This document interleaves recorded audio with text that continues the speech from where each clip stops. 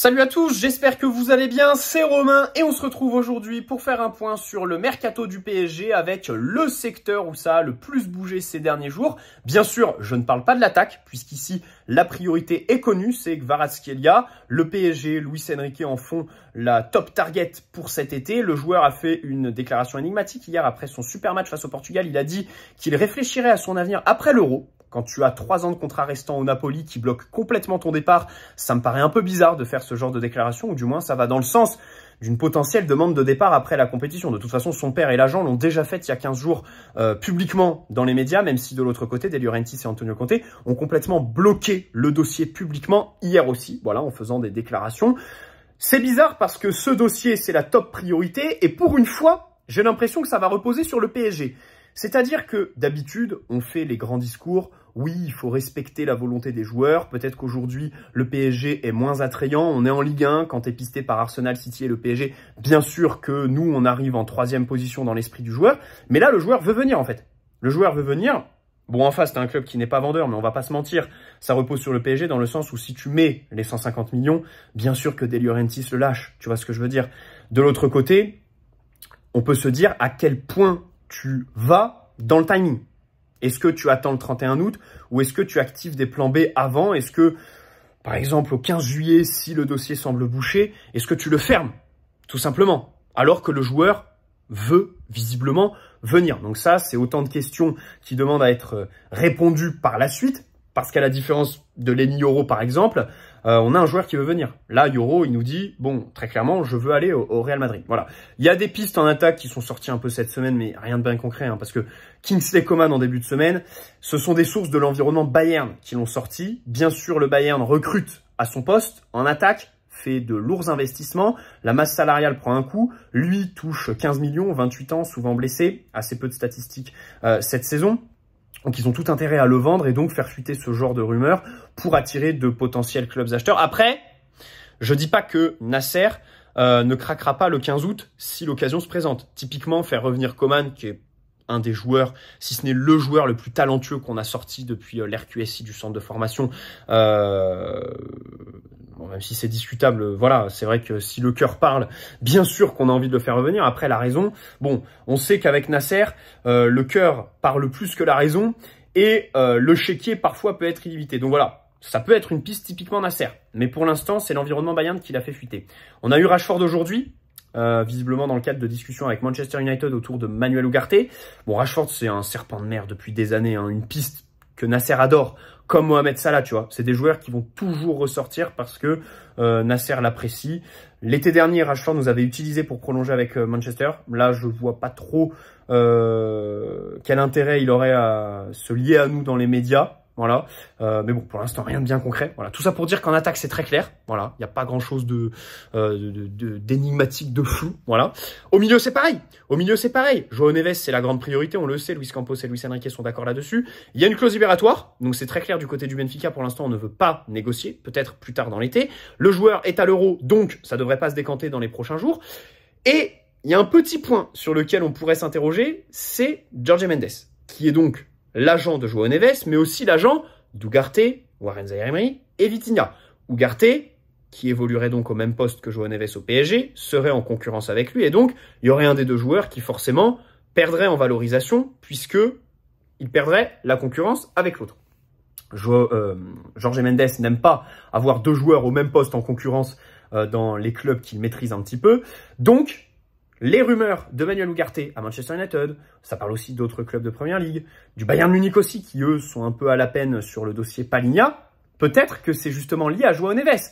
Mendes nous a peut-être dit, libérez de la place, et ensuite vous pourrez aller sur João Neves. Et puis de toute façon, si tu réussis à vendre Manuel Ugarte, tu libères numériquement de l'espace dans l'effectif à ce poste, et surtout, tu te fais un gros chèque qui permet de financer le recrutement de João Neves, qui va vraiment chiffrer. Donc voilà.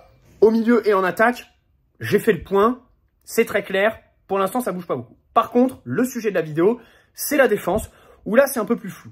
C'est un peu plus flou dans le sens où il y a une certitude. On va commencer par là. Lenny Yoro qui devrait signer au Real Madrid. Donc Nacho, c'est officiel. Il part du Real pour l'Arabie Saoudite. Il y a aussi Rafa Marine qui va partir. Et donc Lenny Yoro devrait y aller. En Espagne, les médias disent que le PSG était prêt à mettre 60 millions, mais que le Real n'ira pas au-dessus de 40. Alors attention à tous ces poncifs qui visent à instaurer un storytelling en nous disant ensuite bah vous voyez, le Real, ils ont recruté Lenny Euro 40, alors que le PSG, oh là là, le grand méchant PSG, ils avaient mis 60. Tu vois ce que je veux dire, donc on va faire gaffe à tous ces storytelling. Voire, ça parle même d'un transfert libre l'année prochaine, puisque comme il reste un an de contrat à Lenny Euro, le Real, avec ses méthodes assez offensives, réfléchirait à le laisser un an à Lille et le recruter librement. Là où Lille serait vraiment perdant, parce que moi j'ai une pensée pour Lille, où je suis d'ailleurs les gars, je suis. Et après le match France-Pologne, on était un peu démolis avec les frérots, et on a croisé Bruno Genesio en plein Lille. J'ai fait voilà, le selfie avec Bruno Genesio, qui a signé là-bas d'ailleurs, en remplacement de Fonseca. On a discuté de Zegova, selon lui il devrait rester, il nous a dit qu'il allait rester, mais bon, il était 23h30 en plein Lille, qu'est-ce que ça vaut, je sais pas. Donc si on a des amis lillois, voilà, source Bruno Genesio. Bref, Lille, ça me fait penser à Rennes avec Camavinga quand on le pistait. Début de mercato, Rennes demande 100 millions pour Camavinga au PSG. Fin de mercato, le PSG s'est retiré, le Real le prend pour 31 millions, soit 70% moins. Là, voilà, on a le PSG qui est capable de mettre 60 millions, et au final, 40 pour le Real, je pense que ça risque d'être moins en fait. Si le Real font une offre dernière semaine, ça peut être même à 30-35 millions pour les Niro, voire libre l'année prochaine. Donc voilà, donc on a un club qui serait perdant parce que avec le PSG, il s'amuse à faire les gros bras. Rennes avec Camavinga en début de mercato quand il nous demandait 100 millions. Lille cet hiver, même si c'est un peu compliqué de parler d'un mercato hivernal parce qu'ils avaient aussi besoin de lui pour la deuxième partie de saison. Mais voilà, on était prêt à mettre une grosse somme, tu vois. Enfin, ça parlait de 45-50 millions en fait. Qu'au final, ils n'auront pas avec le Real. Et que nous, on aurait mis cet hiver.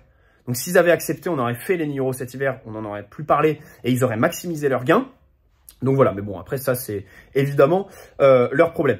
De notre côté, on peut se dire, mais pourquoi fin juin, on est toujours sur un dossier qui était ouvert cet hiver et où on savait que la priorité était le Real Madrid pour le joueur. Bon, là-dessus, je serais nuancé parce que, comme j'ai dit, on n'est que fin juin. Il reste 2 mois de mercato.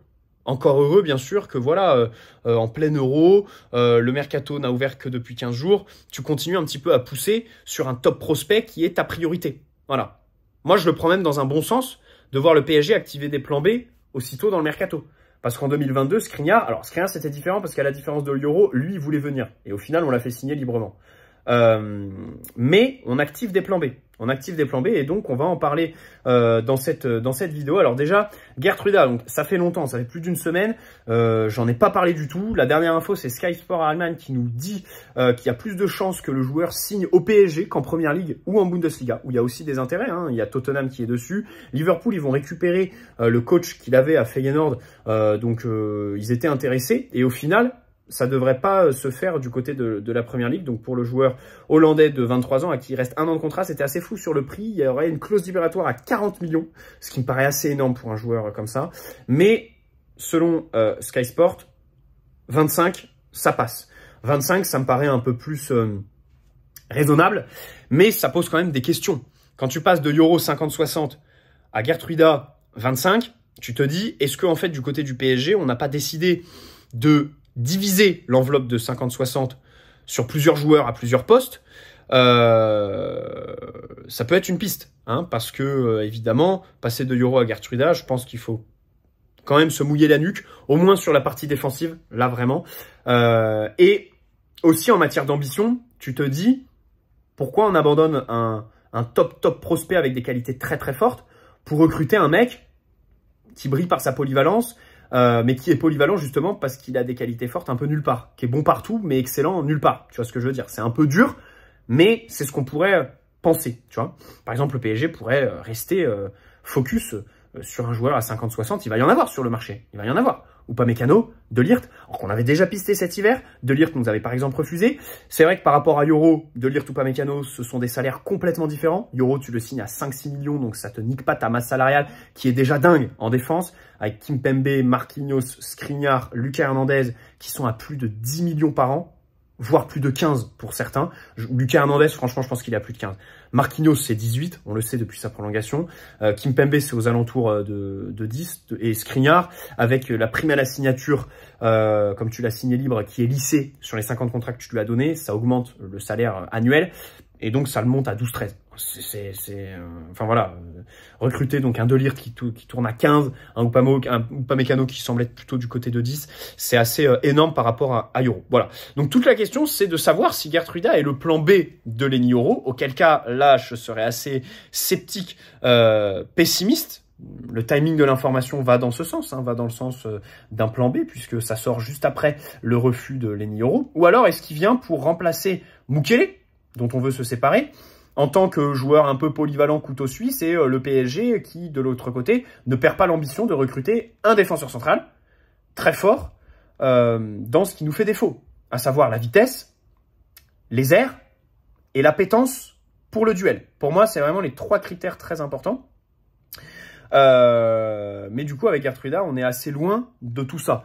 Ce qui est intéressant, c'est que dans l'équipe du jour, il y a eu un papier qui nous dit que, comme on a eu un échec sur le plan A, visiblement, le PSG veut découper le budget sur plusieurs plans B et recruter à au moins 2 postes en défense. Donc visiblement un central droit et un arrière droit plutôt polyvalent, ciblé joueur intérieur, voilà, pour suppléer Achraf. Alors, Gertruida, il reste intéressant, même si le premier bémol qu'on pourrait poser, c'est le championnat dans lequel il évolue, les Pays-Bas, qui est assez spécifique. Déjà, ces dernières années, à l'exportation, c'est un peu compliqué. Les joueurs qui sortent de ce championnat peinent à s'imposer et à devenir des top players. Voilà, il n'y a qu'à voir un peu les générations de l'Ajax, par exemple. Ensuite, c'est un championnat où, quand tu évolues dans les meilleures équipes, 70% du temps, tu joues contre des équipes très très faibles où tu es archi dominant. Donc Gertruida, c'est Feyenoord qui ont terminé 2e. Bien sûr, c'est une équipe ultra dominante qui ont la position. Alors après, c'est vrai que si tu compares avec le PSG en Ligue 1, finalement, c'est un scénario qui peut être corrélé, qui peut être comparé.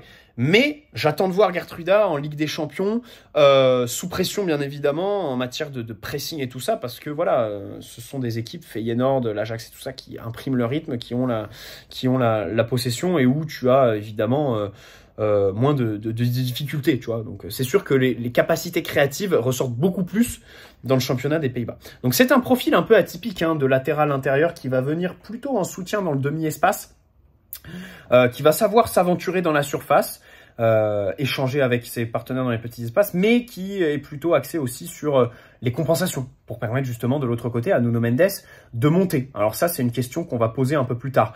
Avec ballon, Gertruida, très bonne qualité de passe. Ça, c'est important. Au PSG, c'est vrai qu'on a des joueurs, notamment au milieu, Warren, Ugarte, qui sont pas très bons par la passe. Et moi, c'est le geste technique qui me fait le plus plaisir dans le foot, quoi.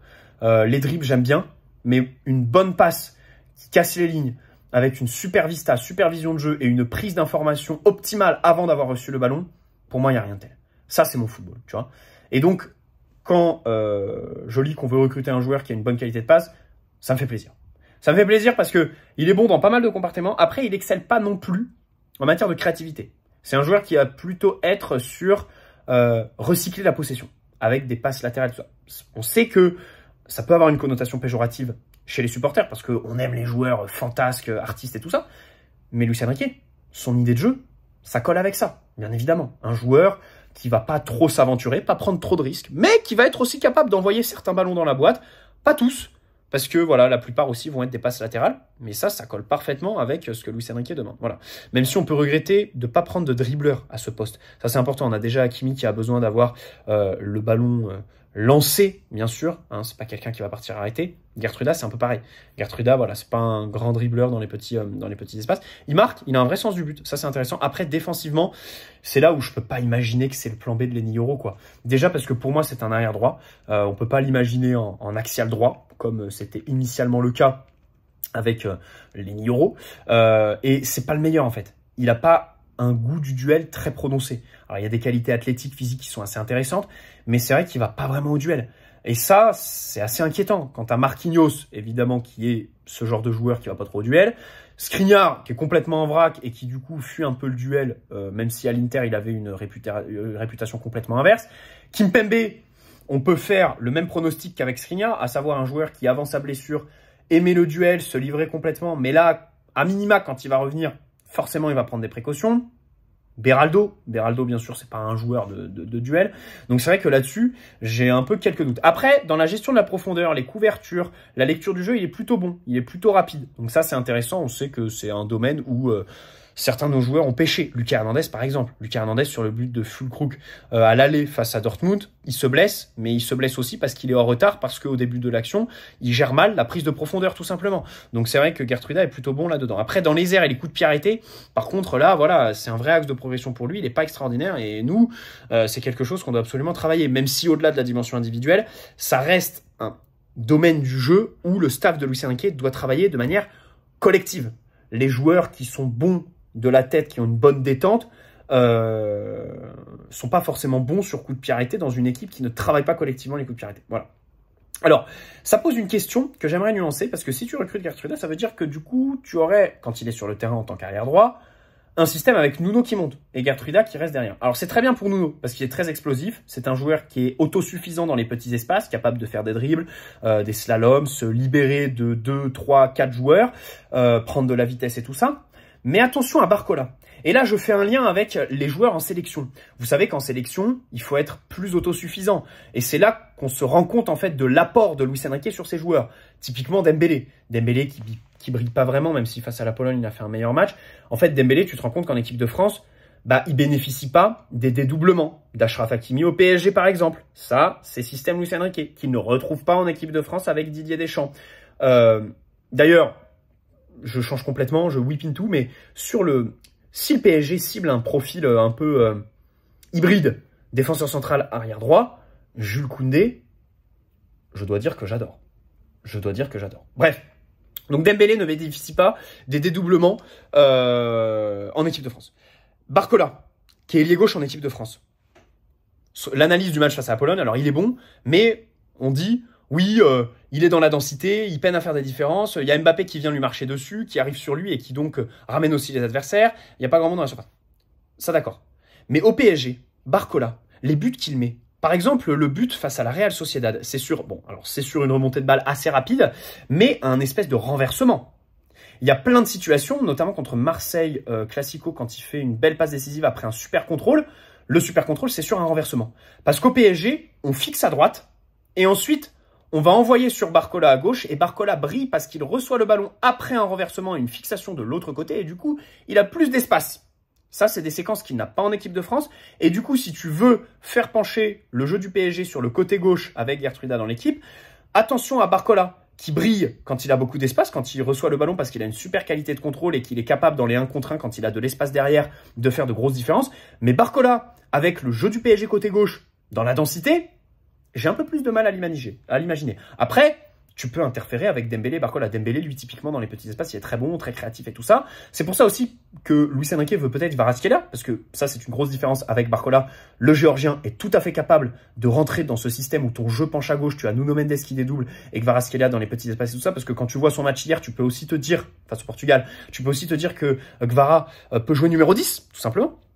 Et donc, pour revenir sur Barcola, le mettre sur le côté droit. Comme ça a été le cas par moment, notamment face à la Real Sociedad, ou alors sur sa très bonne entrée à la mi-temps du match aller face au Barça, où il est très bon en tant qu'ailier droit. Donc là-dessus, voilà, je nuancerais. Barcola dans la densité et sur un jeu qui penche côté gauche, j'ai un peu du mal à l'imaginer tout simplement. Voilà. Autre piste envisagée par le PSG en défense, selon l'équipe, c'est sérieux. C'est le mot qui a été utilisé dans l'article aujourd'hui, donc dans l'édition de l'équipe. Dean Huijsen. Alors je suis désolé, j'écorche complètement son prénom. Alors lui, c'est super bizarre parce que c'est un Hollandais qui a évolué avec les catégories jeunes des Pays-Bas, mais qui aujourd'hui est un espoir espagnol parce qu'il a aussi la nationalité espagnole, en plus d'avoir le prénom donc néerlandais, et la nationalité aussi hollandaise, qui évolue à la Juve, mais qui était prêté à la Roma. Donc vraiment là, on a affaire à un vagabond, un SDF tout simplement, parce que la Roma en plus le voulait au tout début du mercato, le recrute en prêt, et une semaine après, Mourinho, qui était l'artisan de sa venue à la Roma, qui le voulait absolument, saute pour De Rossi. Et sous De Rossi, le petit, il a fait que 2 fois 90 minutes en Serie A. Voilà. Et en fin de saison, il était sur le banc tout le temps sur les derniers matchs, donc il a eu un temps de jeu qui s'est réduit à fur et à mesure que la seconde partie de saison avançait. Aujourd'hui, la Juve est ouverte à une vente aux alentours de 20 millions, alors c'est assez intéressant, mais si tu creuses plus loin, la vente, elle leur servirait à financer Calafiori. Calafiori qui est en train de briller avec l'Italie. Bon, bien sûr, qui vient de Bologne, le club de Thiago Motta qu'il va donc retrouver à la Juve, mais qui est un top prospect. Donc là, on se retrouve sur un cas typique du PSG qui finance en fait le recrutement d'un club européen sur un top prospect en prenant un joueur qui, je pense, est un cran en dessous de Calafiori par exemple. Donc là-dessus, c'est vrai qu'on pourrait avoir un brin d'ego et se dire, bon, c'est un peu bizarre. Après, il a d'énormes qualités. Sa plus grande, c'est le fait qu'il est ambidextre, donc bon des deux pieds, donc imprévisible avec le ballon à la relance, capable de jouer axial gauche comme axial droit, ça va plaire à Luis Enrique. Alors, il y a des gens qui disent oui, il est capable de jouer numéro 6 tellement il est bon dans le jeu avec le ballon. Moi, je me calmerai là sur ces histoires de défenseurs. Dès qu'un défenseur est bon avec le ballon, ça nous dit oui, il peut jouer numéro 6. C'est comme Beraldo, là, quand ça nous disait oui, il faut qu'il joue numéro 6. Mais on va se détendre. Numéro 6, c'est un poste où tu reçois le ballon dans des conditions qui sont absolument différentes de défenseur central, à savoir t'es dos au jeu. Voilà, quand t'es numéro 6, tu reçois dos au jeu, tu dois te retourner, c'est quand même très différent de défenseur central où tu as une vision plus globale de ce qui se passe sur le terrain et tu reçois à chaque fois le ballon avec beaucoup plus de temps, évidemment. Le poste de numéro 6, c'est aussi un poste où tu as besoin d'être beaucoup plus tonique sur les appuis, beaucoup plus rapide. Voilà, chose que Beraldo et Huijsen ne me semblent pas être, pardon. Donc voilà, c'est ce genre de comparaison, je n'irai pas là-dedans. Personnellement, je nuancerais vraiment. Hein. Dès que vous voyez un défenseur central qui est bon avec les pieds, ça nous parle de le mettre numéro 6. Faut vraiment se détendre. Il a jamais joué numéro 6. Voilà. Après, c'est vrai qu'il est très bon. Jeu de passe, long, entre les lignes, court. Ce que j'aime le plus chez lui, c'est sa conduite de balle. Il est capable de porter le ballon. Bon, il y a d'ailleurs une vidéo qui tourne sur les réseaux là où il marque un but après avoir porté le ballon pendant une éternité. C'est super. Il est un très bon dribbleur aussi. Ça, c'est intéressant. Dribbleur, Beraldo ne l'est pas, par exemple. Et c'est vrai que pour fixer les adversaires au pressing et tout ça, avoir un défenseur qui est capable de porter le ballon, c'est limite tout aussi intéressant qu'un défenseur qui est capable de briser les lignes. Parce que bien sûr, les fixations dès les premières relances, ça c'est super intéressant. Surtout que tu as un gardien qui va pas les faire. Donnarumma et même Safonov sont pas des gardiens sûrs au pied, au point d'attirer la pression à ce point, tu vois. Tenas par exemple, mais bon, lui... Puis lui d'ailleurs, on réfléchit à le faire partir pour les JO. Alors franchement, c'est extraordinaire. Donc il y a 15 jours, on nous disait qu'il allait être en concurrence avec Donnarumma, Safonov, machin. Et aujourd'hui, on nous dit que le club est prêt à le lâcher pour les JO. Oh bonjour la confiance du club envers Tenas. Hein. Franchement, là-dessus, exceptionnel. Pour revenir donc sur Huijsen, il est bon tireur de penalty. Voilà. Il fait 1m95, voire 1m97 selon les sources. Voilà. Il est pas très costaud. Faut qu'il prenne en muscle. Mais bien sûr, il a des grandes jambes. Et ça lui permet de voir le ballon. Déjà, quand il est derrière un attaquant, il peut voir le ballon beaucoup plus qu'un défenseur qui est petit. Voilà. Et mettre le pied autour du porteur, voilà, l'encercler, mettre le pied avant aussi, donc ça c'est très intéressant quand il a le bon timing, même si il a aussi donc une très bonne intelligence de jeu, il est bon au duel parce qu'il a une très bonne lecture. Par contre les coups de pied arrêtés, il doit les travailler, mais attention aussi sur les appuis, parfois il manque un petit peu de tonicité, faut qu'il reste bien sur la pointe des pieds et sur les orientations du corps, ne pas trop s'engager rapidement parce que voilà, quand tu es un joueur grand, tu peux vite te faire prendre. Voilà. Et il est aussi, comme je l'ai dit, plutôt polyvalent, mais là-dessus sur la polyvalence, je vais pas jusqu'au poste de numéro 6, je parle axial gauche, axial droit. Bref, ce poste de défenseur, aujourd'hui, il y a une certitude les gars. Je terminerai la vidéo là-dessus. C'est que sortir un joueur de l'effectif actuel, ça va être très compliqué.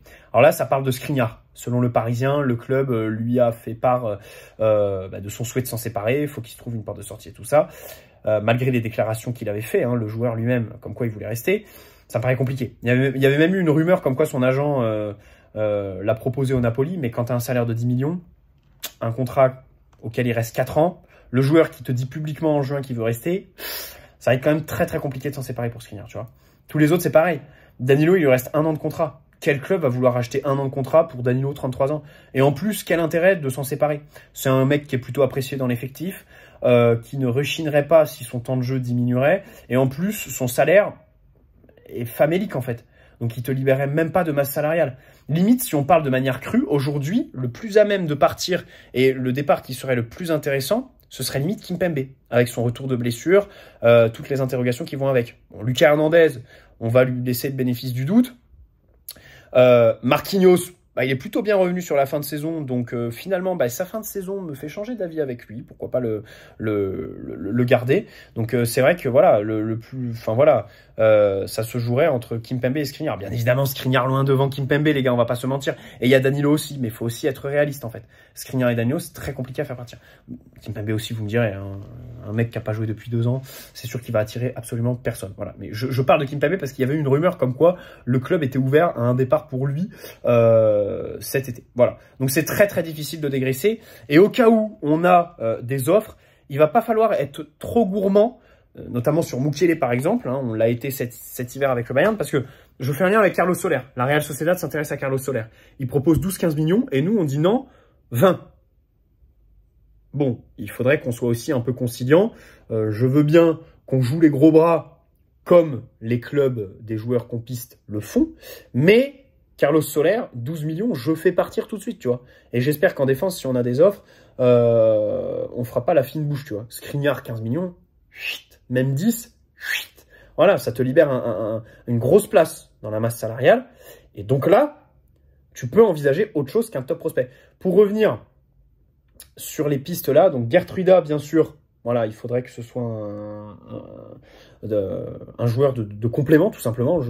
Je n'accepte pas, parce que défensivement, c'est pas du tout un profil qui colle avec ce qu'on recherche. Je n'accepte pas que ce soit notre défenseur central phare de l'été. Voilà, j'accepte si c'est un joueur de complément, bien sûr, très bonne affaire si c'est ça, assez polyvalent. Et le prospect néerlandais-espagnol de la Juve, dans le cadre d'un prêt. Si on le prête derrière, ok, ça peut être pas mal, 20 millions, parce que voilà, 20 millions, ça fait pas peur au PSG. S'il est valorisé ensuite à 50, on peut potentiellement le revendre, aussi bénéficier de ses qualités, donc voilà. Bref, bonne soirée à tous, n'hésitez pas à poser un like si cette vidéo vous a plu, vous abonner si ce n'est pas déjà fait. Je vous dis ciao, prenez soin de vous et allez Paris avant tout. Allez, bisous la vie.